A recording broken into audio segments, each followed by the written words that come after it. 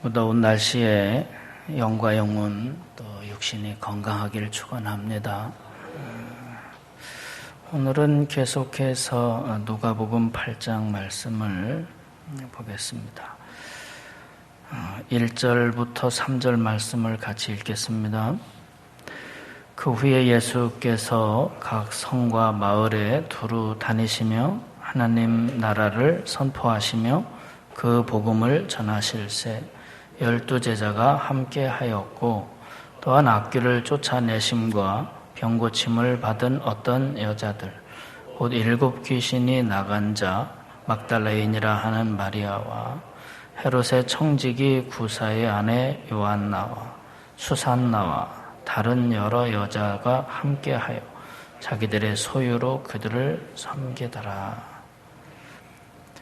예수님께서 각 성과 마을에 두루 다니시며 하나님 나라를 선포하시고 복음을 전할 때 여기 보면 12 제자가 함께 했다고 나옵니다. 그리고 몇 사람의 이름이 기록이 되어 있습니다. 그 몇 사람은 모두 여자들입니다. 여자들의 이름이 성경에 기록이 되어 있습니다. 12 제자와 함께 여인들의 이름이 성경에 기록되는 건 좀 이례적입니다. 그리고 당시 시대적으로 보면 좀 파격적인 일이죠. 여자들이 남자들과 같이 따라다니면서 이렇게 생활하고 그리고 또 그들의 이름이 성경에 기록이 된 것이 당시 시대상으로 보면은 좀 파격적이죠. 여성들이 남자들하고 같이 이렇게 있는 것조차도 쉽지 않은 그런 시대였으니까요. 그런데 이들이 예수님하고 또 12 제자하고 이렇게 같이 다니면서 3절에 보면 이들은 자기들의 소유로 그들을 섬겼다 그랬습니다. 예수님과 제자들에게는 어떤 특별한 소득원이 없었죠. 또 생활도 해야 되고 복음을 전해야 되는데 근데 이 여자들이 아마 그 상당 부분을 아마 돌봤던 것 같습니다. 여기 성경에도 자기들의 소유라는 단어를 썼거든요. 자기들이 가지고 있는 물질로 그들을 섬겼다 그랬어요. 여기 막달라 마리아라는 여자 이름이 나오죠. 근데 그 막달라인이라 하는 마리아는 7 귀신이 나간 자라고 그랬습니다. 그러니까 예수님께서 귀신을 내쫓아 줬는데 7 귀신이라고 그랬는데요. 7이라고 하는 숫자가 성경에서는 완전 숫자거든요. 그러니까 귀신이 7 귀신이 들렸다는 건 이 여자가 온통 다 귀신 들렸다 그런 말입니다. 완전히 귀신에 이렇게 전부 매여 있었던 참 불쌍한 여자죠. 우리들은 아마 미친 여자라고 했을 겁니다. 미쳤다. 그렇게 생각해 보면 이 여자가 얼마나 비참하고 불쌍했는지 알만하죠. 또 요한나라는 여자가 나오죠. 요한나 3절에 보면 이 여자는 헤롯은 분봉 왕이죠. 헤롯 왕의 청지기 가장 최측근에서 일하는 구사라는 사람의 아내입니다. 요한나가. 그러니까 헤롯 왕의 청지기의 부인이니까 아마 최상류층이죠. 왕의 측근에 총애를 받는 그런 사람의 부인이니까요. 이런 아주 상류층의 여성도 있고 귀신 들려서 미친 여자도 있었고 이들이 이제 그렇게 예수님을 따라다니는데 별 얘기 다 있었겠죠. 귀신 들렸다가 미쳤다가 이렇게 예수님 쫓아다니는 여자 별 얘기 다 했겠죠. 이 요한나라는 여자가 얼마나 조심스러웠겠습니까? 자기 위치가 있는데 특히 여자들이 이렇게 남자들하고 같이 다니면서 돌봐주고 할 때 구설수가 얼마나 많았겠습니까? 말 좋아하는 사람들 있잖아요. 말 좋아하는 사람들.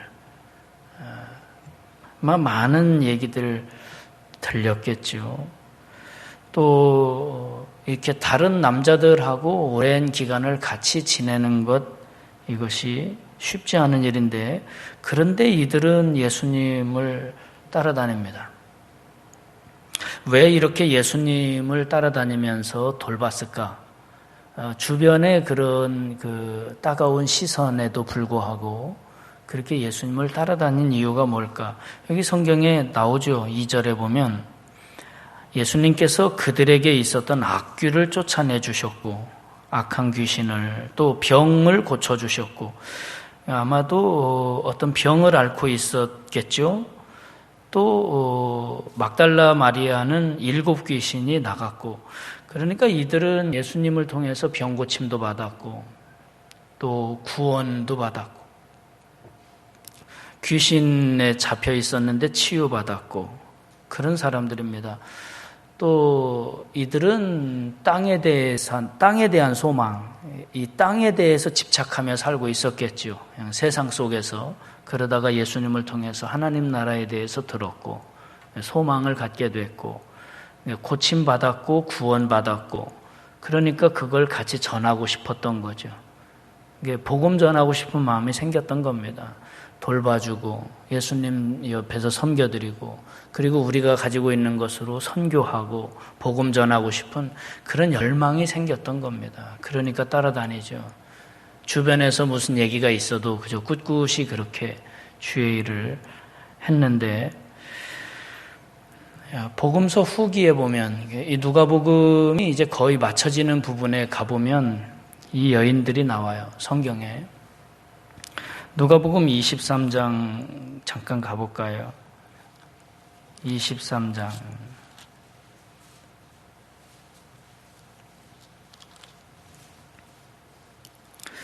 예수님께서 십자가에 달려서 돌아가실 때 49절 읽어볼까요? 49절 예수를 아는 자들과 갈릴리로부터 따라온 여자들도 다 멀리 서서 이 일을 보니라.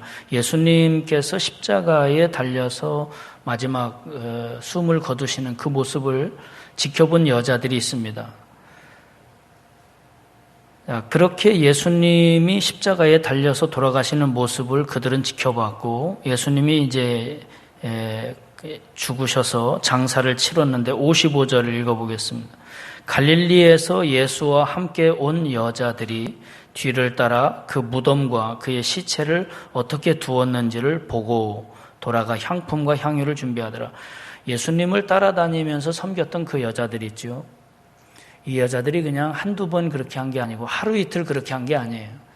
예수님이 마지막 십자가에서 죽으실 때까지 그렇게 늘 따라다니면서 섬기고 십자가에 죽으시는 모습도 가서 목격하고 무덤도 가서 지켜보고 그리고 이제 예수님 시체에 바를 향품을 또 구입하려고 가고요. 24장 1절입니다. 안식 후 첫날 새벽에 이 여자들이 그 준비한 향품을 가지고 무덤에 가서 이 여자들입니다. 계속 이 여자들이 거론이 되죠. 그렇게 예수님 무덤을 찾아갔는데 놀랍죠. 그 무덤에 찾아가서 그들이 부활하신 예수님을 만납니다.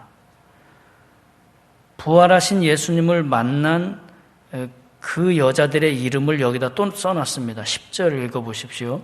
이 여자들은 막달라 마리아, 요한나, 야고보의 모친 마리아라 또 그들과 함께한 다른 여자들도 이것을 사도들에게 알리니라.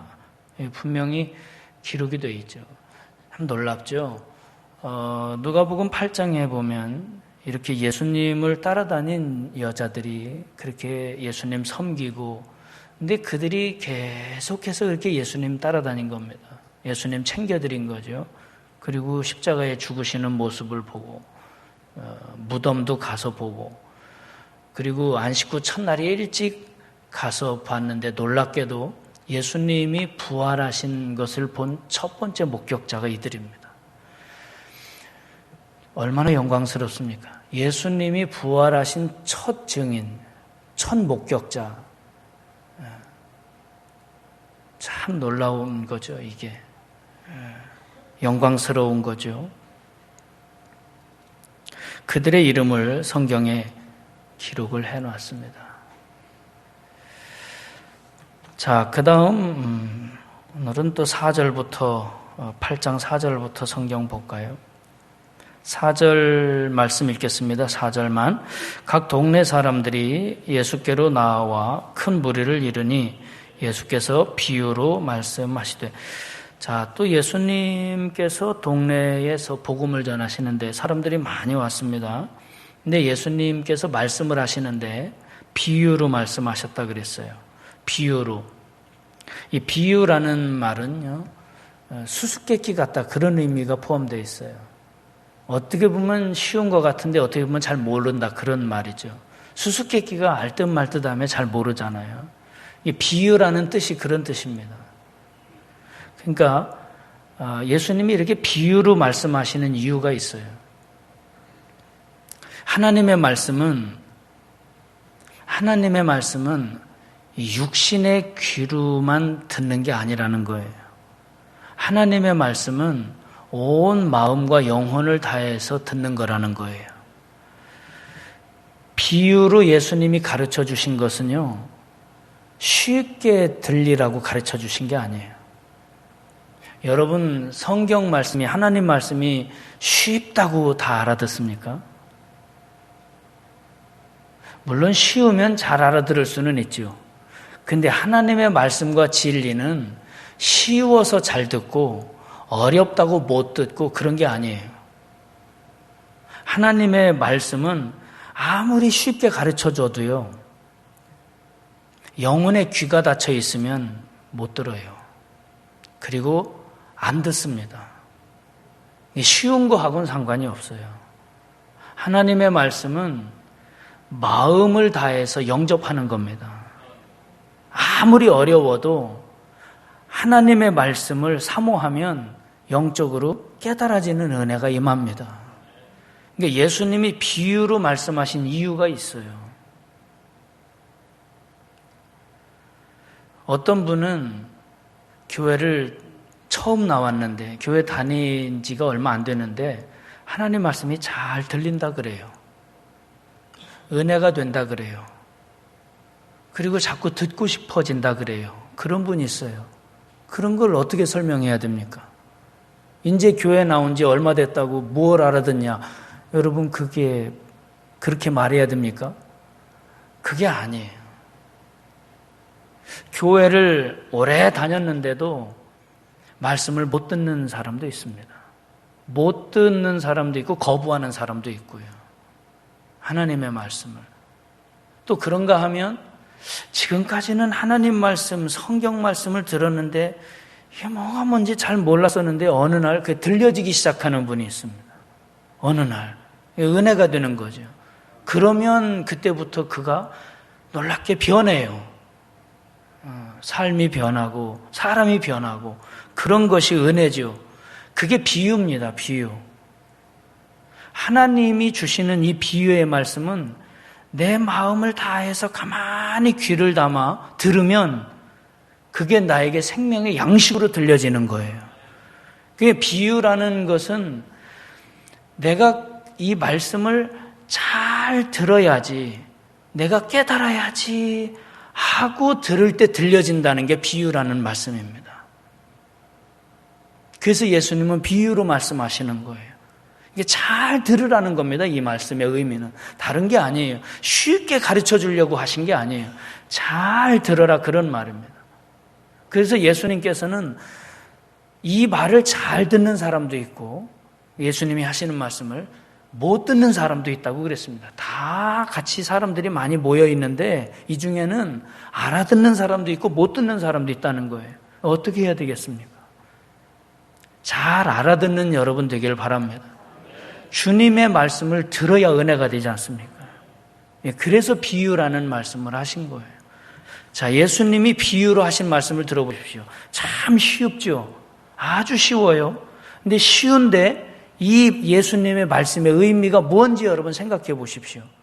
그 의미가 들려져야 들린 겁니다. 예수님이 비유로 하신 말씀을 보십시오. 5절부터 8절입니다. 씨를 뿌리는 자가 그 씨를 뿌리러 나가서 뿌릴새 더러는 길가에 떨어짐에 밟히며 공중의 새들이 먹어버렸고 더러는 바위 위에 떨어지며 싹이 났다가 습기가 없으므로 말랐고 더러는 가시떨기 속에 떨어짐에 가시가 함께 자라서 기운을 막았고 더러는 좋은 땅에 떨어짐에 나서 100배의 결실을 하였느니라. 이 말씀을 하시고 외치시되 들을 귀 있는 자는 들을지어다. 참 쉽죠. 씨 뿌리는 얘기입니다. 금방 알아듣는 것 같죠. 그런데 9절에 보면 제자들이 이 비유의 뜻을 물었다 그랬습니다. 그러니까 제자들은 예수님이 왜 이 말씀을 하시는지 그 의미를 몰랐어요. 얼핏 들어보면 씨 뿌리는 얘기니까 다 알아듣는 얘기 같은데 그러면 왜 이 말씀을 하셨지? 그게 궁금했던 거예요. 그게 궁금한 거죠. 씨 뿌리는 자가 씨를 뿌리러 나가서 뿌리는데 더러는 길가에 떨어졌다 그랬습니다. 길가에 떨어진 씨는 두 가지 현상이 있었어요. 하나는 밟히며 길가에 씨가 있으니까 사람들이 걸어 다니니까 밟혔다 그래. 또 새들이 와서 먹어버렸다 그랬습니다. 그 씨를. 바위 위에 떨어졌는데 싹이 나기는 났어요. 흙이 조금이라도 있었으니까. 그런데 습기가 없어서 말랐다 그랬습니다. 습기가 없으니까 말랐다는 거예요. 영적인 습기도 있는 것 같아요. 영적인 습기. 영적인 습기가 뭐 같습니까? 말씀이 싹이 잘 나게 하는 영적인 습기 있어야 되겠죠. 또 7절에 보면 가시떨기, 가시나무가 많은 그 속에 씨앗이 떨어졌는데 가시가 함께 자라서 기운을 막았다 그랬습니다. 가시 덩쿨이 너무 무성했다는 거죠. 좋은 땅에 떨어진 씨가 100배의 결실을 맺었다. 그런데 예수님은 이 말씀을 하시고 외치시면서 들을 귀 있는 자는 들을지어다. 들을 귀 있는 자는 들을지어다. 그러니까 제자들이 이 비유의 뜻을 물어봤습니다. 그게 무슨 뜻입니까? 10절 읽어보세요. 이르시되 하나님 나라의 비밀을 아는 것이 너희에게는 허락되었으나 다른 사람에게는 비유로 하나니 이는 그들로 보아도 보지 못하고 들어도 깨닫지 못하게 하려 함이라. 예수님은 지금 하신 말씀을 하나님 나라 비밀이라고 그랬습니다. 이 비밀을 아는 게 축복이라는 거예요. 근데 하나님 나라의 비밀을 보여줘도 보지 못하는 사람이 있대요. 들어도 깨닫지 못하는 사람이 있고요. 오늘 여러분들이 이 하나님 나라의 비밀을, 예수님이 하신 이 비유의 비밀을 보고 깨닫기를 바라요. 하나님이 보여줬는데도 보지 못하는 사람, 들었는데도 깨닫지 못하는 사람이 되면 안 된다는 거예요. 예수님은. 자, 11절입니다. 이 비유는 이러하니라. 예수님이 비유의 뜻을 가르쳐 줍니다. 씨는 하나님의 말씀이다. 여기 예수님 비유의 핵심이 이거예요. 여기 씨 뿌리는 자가 뿌린 씨가 하나님 말씀이라는 거예요. 그러니까 지금 예수님의 비유의 말씀은 하나님 말씀에 대한 거예요. 하나님 말씀. 근데 그 하나님 말씀이 12절 읽겠습니다. 12절. 길가에 있다는 것은 말씀을 들은 자니 이에 마귀가 가서 그들이 믿어 구원을 얻지 못하게 하려고 말씀을 그 마음에서 빼앗는 것이다. 길가에 뿌려진 씨는 첫째는 사람들이 밟았다 그랬습니다. 둘째는 새들이 와서 쪼아 먹었다 그랬습니다. 그러니까 이 말은 예수님이 하나님의 말씀을 마귀가 와서 밟아버리기도 하고 마귀가 와서 빼앗아가기도 한다는 거예요. 하나님 말씀이 내 안에 이렇게 떨어질 때 내가 들을 때 마귀가 와서 밟아버리기도 한다는 거예요. 혹시라도 여러분 중에 하나님 말씀을 밟아버리는 분이 없기를 바랍니다. 마귀가 와서 왜 그럼 하나님 말씀을 빼앗아 가느냐? 여기 나오죠. 그들이 말씀을 듣고 믿어 구원을 얻지 못하게 하려고.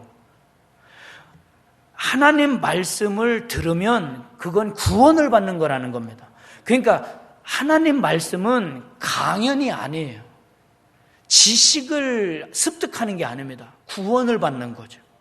하나님 말씀은. 그러니까 마귀가 와서 뺏어가는 거예요. 하나님 말씀, 성경에 보면 하나님 나라는, 천국은 의와 희락과 평강이라고 그랬습니다. 하나님 나라는.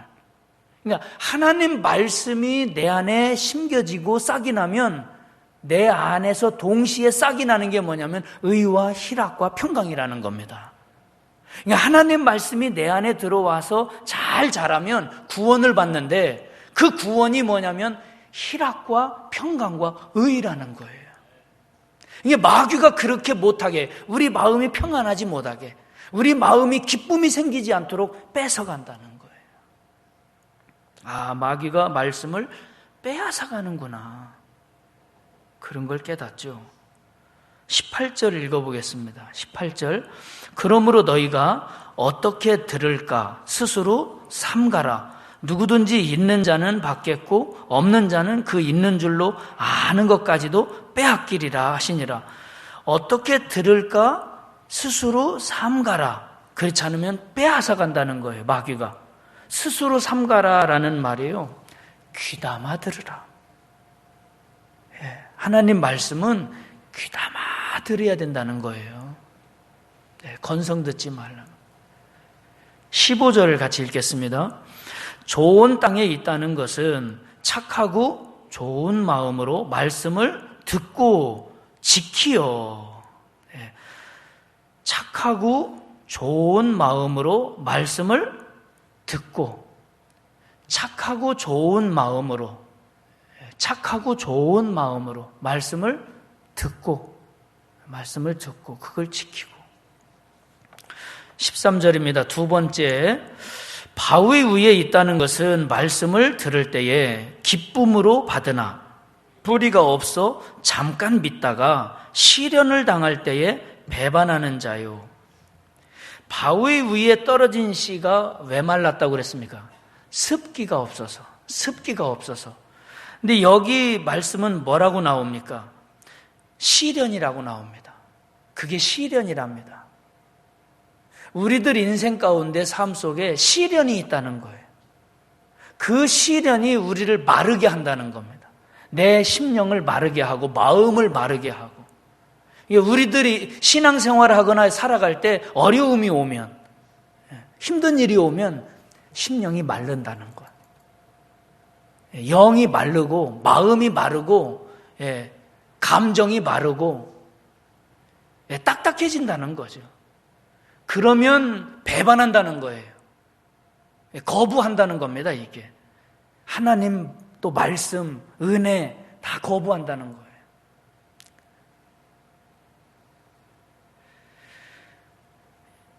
여기 예수님은 시련이 꼭 바위 같다 그랬습니다. 바위 같다.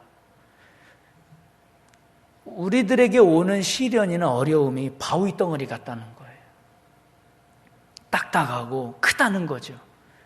그런데 그걸 여러분 바위를 깨뜨리는 게 혹시 뭔지 아십니까? 물입니다. 철을 자르는 게 물입니다. 저는 TV를 보면서 놀랐습니다. 그 두꺼운 철 강판을 자르는 게 물칼입니다. 물로. 참 신기하죠. 예수님은 그걸 아신 거예요. 습기라는 겁니다. 물, 눈물. 은혜의 생수. 이게 마르면 딱딱해지고 그리고 배반한다는 거예요. 우리 심령이 늘 눈물로. 저도 그렇고 여러분도 그렇고 우리가 힘들다, 어렵다, 시련이 왔다, 아프다. 그러면 내가 뭘 하고 있는지 한번 돌아보시기 바랍니다. 우리가 주님 전에 나와서 십자가 앞에서 울면서 주님 앞에 눈물을 흘리면서 내 심령을 적시고 전 그게 필요하다고 생각을 해요.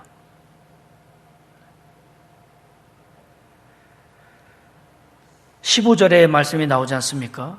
착하고 좋은 마음으로 말씀을 듣고 지키어, 여기 강조합니다. 인내로 결실하는 거예요.